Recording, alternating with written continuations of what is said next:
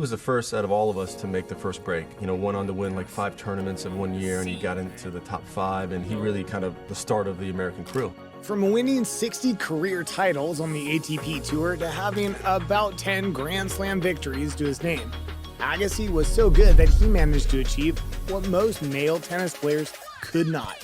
During his prime, he was among the sport's best athletes. Just how good was he? Let's find out. Look, ain't gonna lie, bear with me. Now look, I'm new to this tennis stuff. I mean, I watch tennis here and there. I know some players like Roger Federer, Serena Williams. I'm not in tune. So y'all gotta teach me in the comments. I'm learning. Like, comment, subscribe if y'all want to see more tennis videos on my channel, man. Let me know in the comments. But look, man, how good was Andre Agassi actually? After joining Nick's academy at the age of 13, Andre went pro just 3 years after. He competed in his first tournament at La Quinta, California.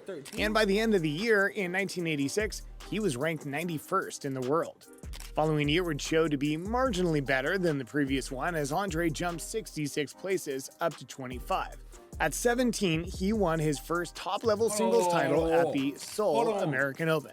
That title was the beginning of many. Andre showed no... He was a top 23 player in the world at 17 years old? So how does this work? Is it like... Hold on, I'm learning. No signs of slowing down as he won 6 additional tournaments the following year.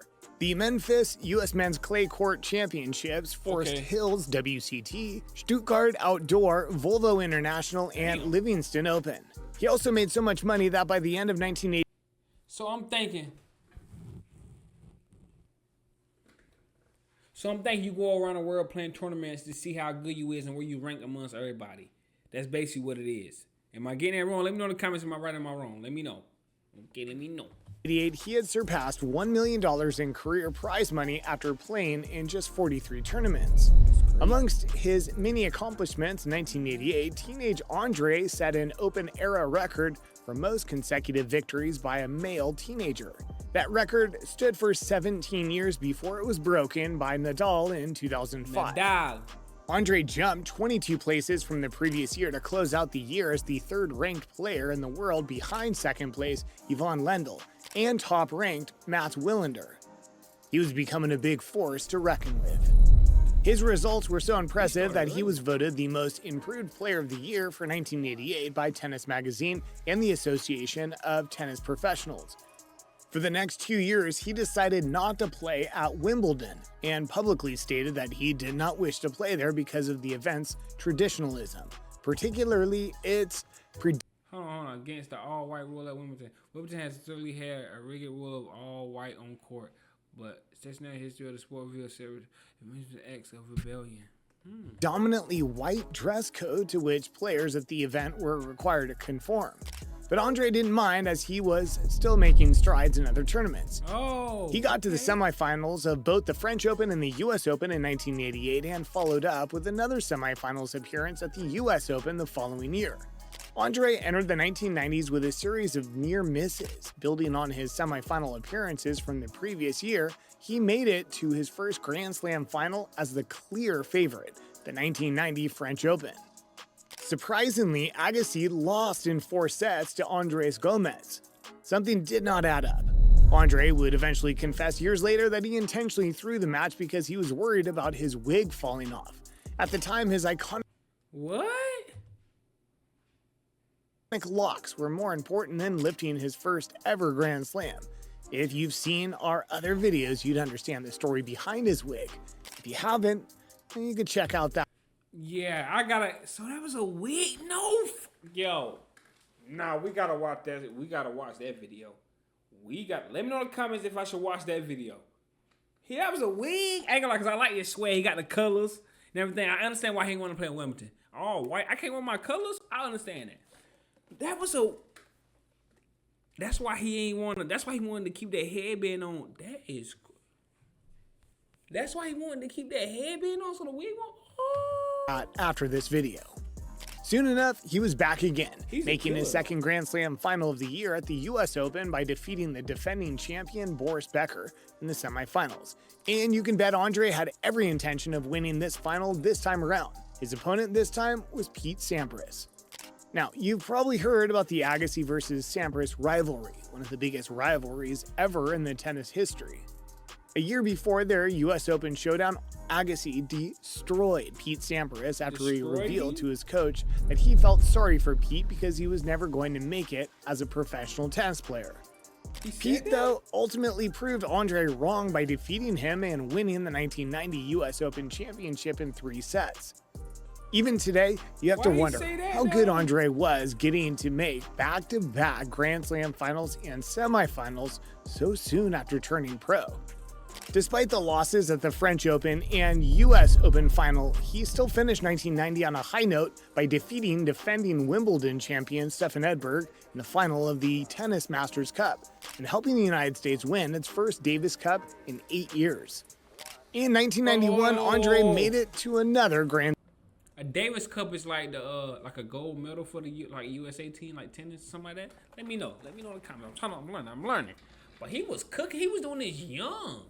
He like the Michael. I ain't gonna say the Michael Jordan of tennis, but he like Wayne Gretzky. Wayne Gretzky was cooking at a young age. I ain't saying he Wayne Gretzky, but Slam final. This time, his second consecutive French Open final. He was up against Jim Courier, but Andre lost out on yet another chance to win his first Grand Slam. He finally decided to play at Wimbledon in the same year, but only made it to the quarterfinals before losing in 5 sets to David Wheaton. Andre would eventually win his first Grand Slam tournament in 1992 at a competition he had initially vowed never to enter. He would finally have his breakthrough. Not at the US Open or French Open where he had made it to the later stages, but at Wimbledon. of course. In a 5-set final, he triumphed over Goran Ivanisevic. On his way to the final, Andre defeated John McEnroe and Boris Becker, who were both former Wimbledon champions. Some could argue that he was fast becoming one of the best players around, and by the end of the year, he was recognized as the BBC Overseas Sports Personality of the Year. Gradually, he was becoming the best. Andre participated once more on the United States Davis Cup winning squad. He helped to win their second Davis Cup title in 3 years. Wasn't so fantastic the year after. Andre suffered from several injuries, and he also had surgery which caused him to be sidelined for a long time. However, the standard remained. Andre recovered, and in no time he was in his prime. You could certainly tell by his results. Andre was making a name for himself again during the hardcourt season by winning the Canadian Open. Then he went on to win the 1994 US Open by beating Michael Stich in the final. This made Andre become the first man to win the US Open as an unseeded player. By April 1995, Andre Agassi was ranked the world number 1. Finally, he made his way to the top after several consistent years. 1995 would also turn out to be his best year in terms of win-loss records. He had 73 victories and 9 defeats. He played a significant role again in the third and final Davis Cup victory of his career for the United States. 1996 turned out to be not so much of a successful year for Andre. The highlight for him was defeating Spaniard Sergi Bruguera in the Olympic men's singles gold medal match in Atlanta. In Cincinnati and Key Biscayne, he also successfully defended his singles titles. Andre completely fell off the year after as a result of so many issues in his personal life. He was struggling with some recurring injuries, his marriage was falling apart, and he was almost hooked on drugs. Dang. Many people thought that his days as one of the best athletes in the field were behind him, and that he would never again win any noteworthy championships. But if there was anybody that could find his way back, it's certainly Andre Agassi, because the ability has always been there. He started a strict conditioning program in 1998, and by competing in Challenger Series tournaments, a circuit for professional athletes outside the top 50 in the world, he worked his way back up the rankings. Andre went on to experience the most successful phase of his tennis career after getting back in excellent physical and mental shape. He was almost unstoppable that he won 5 titles and jumped from 110th ranked player in the world to 6th in 1998, the greatest ascent into the top 10 by any player over a year. In 10 finals, he won 5 titles, and at the year's end, he was awarded the ATP's Most Improved Player of the Year. Remember, he won this award 10 years earlier in 1988.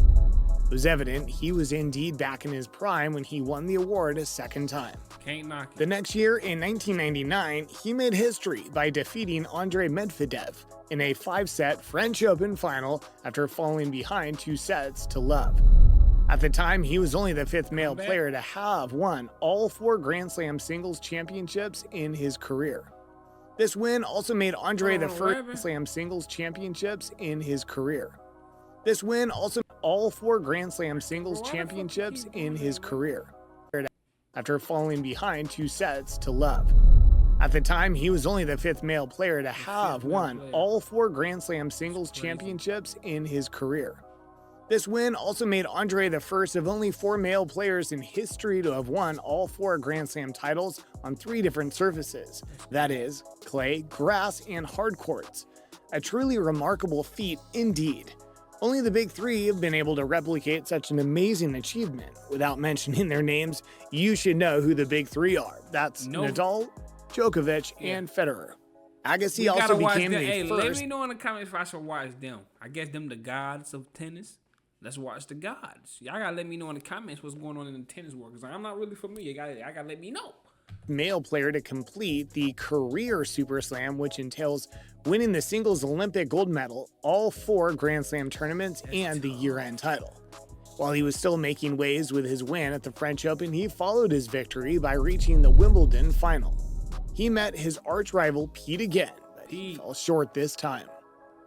By this time, you could call Andre the king of comebacks. He bounced back from his Wimbledon defeat by winning the US Open, defeating Todd Martin in 5 sets.